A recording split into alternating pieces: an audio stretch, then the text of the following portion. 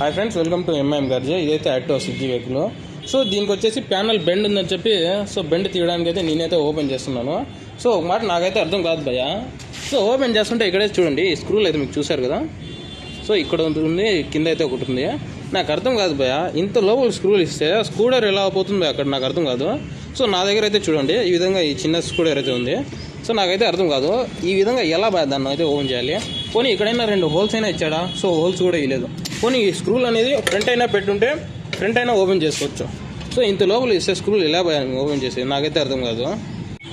సరే పోనీ, సో టోటల్గా ఓపెన్ చేసి అయితే తీద్దామంటే ఇక్కడ చూడండి. సో ఈ ప్యానల్ అయితే ఓపెన్ చేయాలా.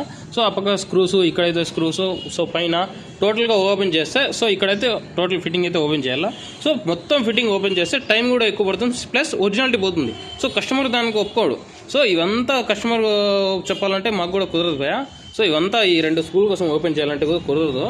సో నేను చెప్పేది ఇంతే ఫ్రెండ్స్. ఇలాంటి వీడియోస్ కోసం మన ఛానల్ అయితే సబ్స్క్రైబ్ చేసుకోండి. Please follow, please do subscribe.